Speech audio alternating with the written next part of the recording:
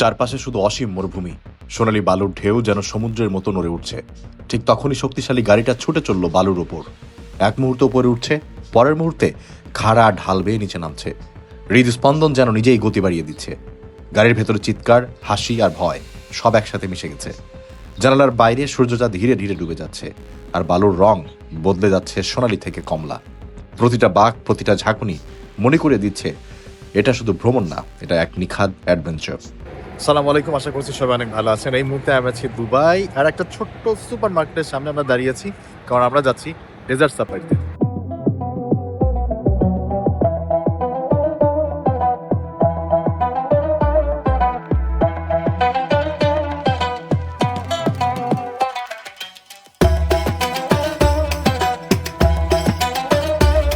কোনো ধরনের পরিকল্পনা ছাড়াই হঠাৎ ডেজার্ট সাফারির উদ্দেশ্যে। ফ্লাইটের ক্লান্তি এখনও চোখে মুখে, কিন্তু ছুটে চলেছি মরুভূমির উদ্দেশ্যে। হালকা শীতে মরুভূমিতে বসে খাবার খাওয়া আর আড্ডা খুব একটা খারাপ হবে না। দুবাইয়ের বড় বড় অট্টালিকা ছিঁড়ে শহরের বাইরে পা বেরোলেই আমার মনে হয় আসল দুবাইকে চেনা যায়। শীতে পুরো দুবাইকে মনে হয় সুসজ্জিত এক পার্ক।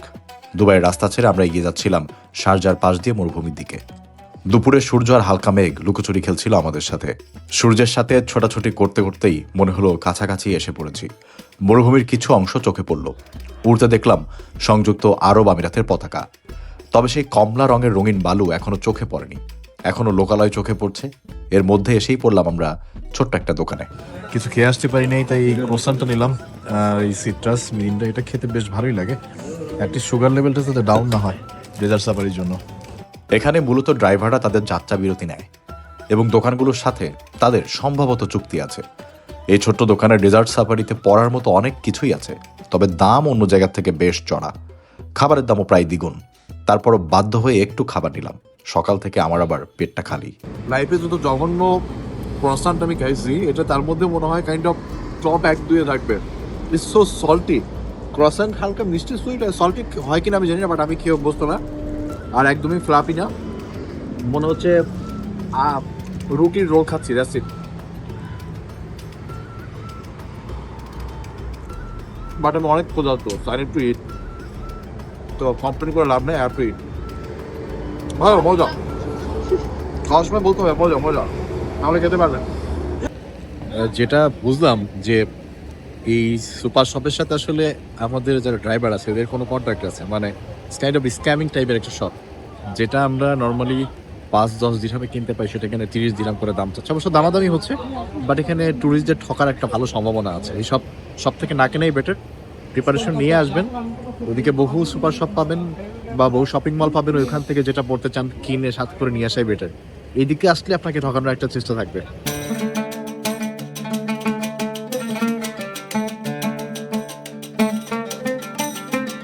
ড্রাইভার সাহেবের পরামর্শে আবারও গাড়িতে উঠে বসলাম।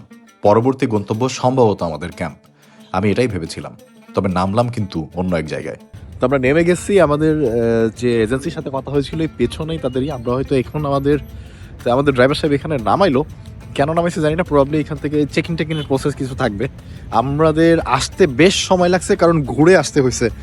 আর এই ঘুরে আসার কারণে মানে শারজার দুবাইয়ের মধ্যে নাকি একটা ঝামেলা চলতেছে, এই জন্য শারজা হয়ে দুবাইয়ের গাড়ি ঢুকতে দিচ্ছে না।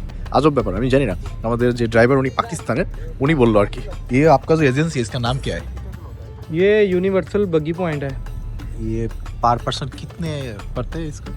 पर पर्सन 100 आपका नॉर्मल है। नहीं अभी सीज़न है ना, अभी रास्ता भी जो है ना वो दूर हो गया। उसमें आपका डोन बैशिंग है, कैमल राइड है, unlimited water, soft drink, your dinner, everything include. सारा इसमें है। फिर तो अच्छे डील है मेरे ख्याल से। उसमें बेली डांस, तंदूरा show, fire show, Arabic dance, ये सारा लेडीज़ के लिए ही ना फ्री है। वो हाथ में जो देते हैं ना, हाँ। মানে আমাদের মেহেদি আর কি, ও গরিব ব্রাদার। वो सब कुछ जो है ना आपके पैकेज में इंक्लूड है। তবে আমি লাস্ট টাইম এসেছিলাম 80 দিরহামে। এটার একটা ব্যাপার আছে, মানে আপনার ডিনারটা কিরকম দিবে তার উপরে নির্ভর করে কম বেশি হয়। আমরা যেটাতে যাচ্ছি আজকে, এটাতে 100 দিরহাম করে আর কি আমাদেরকে পার পার্সন পড়বে। আমার কাছে যা বলেছে, যেসব আইটেম মানে যেসব কর্মকাণ্ড আমরা করতে পারবো, নট ব্যাড। আমি আগের বার করে গিয়েছি, তো সেই অভিজ্ঞতা থেকে আপনাদেরকে একটা টিপস দিই। সেটা হচ্ছে আপনাদের প্যাকেজ ইনক্লুড থাকবে, ওইটা বাদ দিয়ে কোনো কিছু করবেন না, অনেক বেশি টাকা নিয়ে নিবে তাহলে।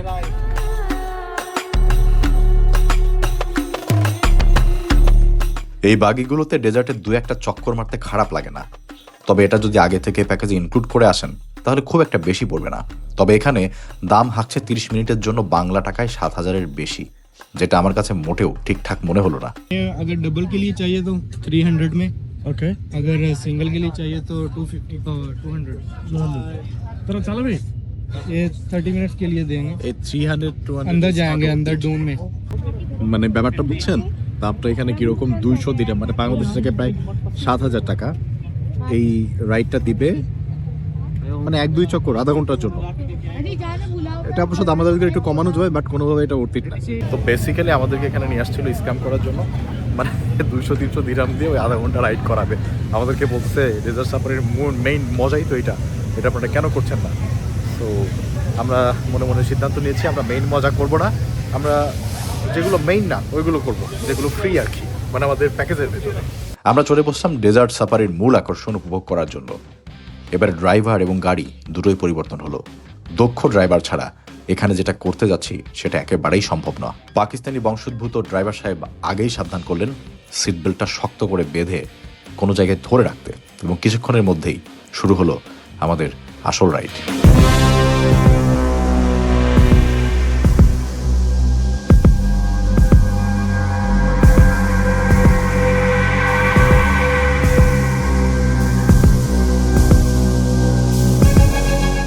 মরুভূমির বালুর মধ্যে উঁচু নিচু ঢিবি, গাড়িগুলো এমনভাবে উপরে উঠে যাচ্ছিল যে মনে হচ্ছে এই বুঝি উল্টে পড়ব। যদিও এই জাতীয় রাইড আমি তেমন ভয় পাই না, তবে কিছু মোড়ে সত্যি মনে হচ্ছিল আজ জীবন নিয়ে ফিরতে পারবো না। প্রচুর রোমাঞ্চকর রাইডটা বিরতি নিল মরুভূমির মধ্যেই। সবাই একটু সময় নিচ্ছে ঠিক হতে। সচরাচর এমন অভিজ্ঞতা তো তেমন হয় না। So it was hell of ride, but আমার না কখনোই এই ধরনের কিছু ভয় লাগে না, লাইক ফ্লাইটের টার্বুলেন্স আর এই ধরনের রাইডের টার্বুলেন্স। আমার কাছে সবসময় মনে হয় ঠিকঠাকই আছে। টু বি অনেস্ট, আপনারা যদি ডেজার্ট সাফারিতে আসেন খারাপ লাগবে না, একটা অন্যরকম এক্সপিরিয়েন্স হবে। আর রাইডটাও অনেকে ভালো লাগবে, অনেকে নিতে পারবেন না, বমি টমি করতে পারেন।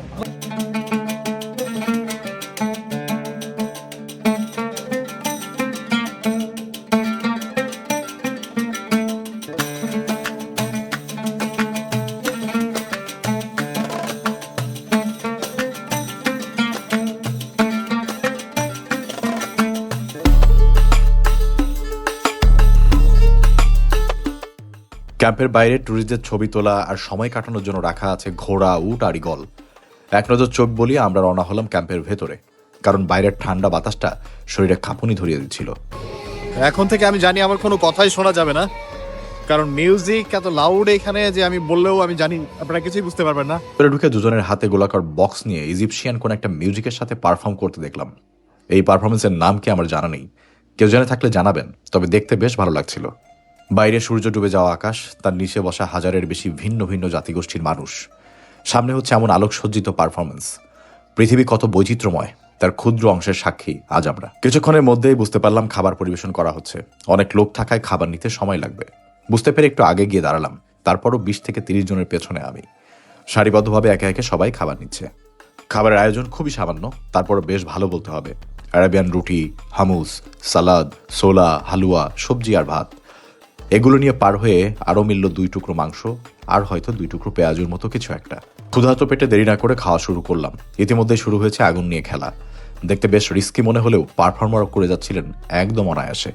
খাবার খেতে খুব বিস্বাদ না হলেও ক্ষুধার্ত পেটেও গিলতে খুব একটা ভালো লাগছিল না। রঙিন প্লেটের দিকে তাকালে ভালো লাগছিল, তবে জিহ্বা মেনে নিতে পারছিল না। তবে হালুয়াটা কিন্তু বেশ ভালো ছিল। অল্প সময় অনেক কিছুর অভিজ্ঞতা নিয়ে এবার ফেরার পালা। মরুভূমিতে রাত বাড়ছে, চলছে নাচ গান আনন্দ, মানুষ উপভোগ করছে। তবে আমরা সিদ্ধান্ত নিলাম একটু আগে বের হওয়ার, কারণ একসাথে সবাই যখন বের হবে তখন হোটেলে ড্রপ পেতে বেশ সময় লাগবে। দুবাইতে যারা ডেজার্ট সাফারি করবেন হোটেল থেকে বুকিং করবেন না, অনলাইনে খুঁজে দেখলে বেশ অল্প দামের মধ্যে অনেক এজেন্সি পাবেন। সেখান থেকে নিজের পছন্দ মতো বেছে নিলে একটু জিতে থাকবেন আর কি। অনেক ঠান্ডা আর অনেক রাত হয়েছে, হোটেলে যাওয়ার সময় হয়ে গেছে। যত যাই হোক নাচ মাছ এখন আর দেখা যাবে না, এখন যেতে হবে হোটেলে, ঘুমাইতে হবে। আমি জানি আজকের ভিডিওটা খুব অগোছালো, কারণ আমি ক্যামেরা নিয়ে আসি নাই, এটা পুরোটাই আমি শর্ট করেছি আমার আইফোনে। সবাই ভালো থাকবেন, অন্য কোনো একটা ভিডিওতে আবার দেখা হবে। আল্লাহ হাফেজ, সালামু আলাইকুম। আমরা একটু আর্লি যাচ্ছি, বাকিরা এখনো কেউ আসলে মুভ করছে না। এই যে সমস্ত যারা গাড়ি চালান এখানে ওয়েট করছে, একটা একটা করে লোক আসবে, বাট বাকি এখনো প্রোগ্রাম এই যে ভেতরে চলছে। But we need to move.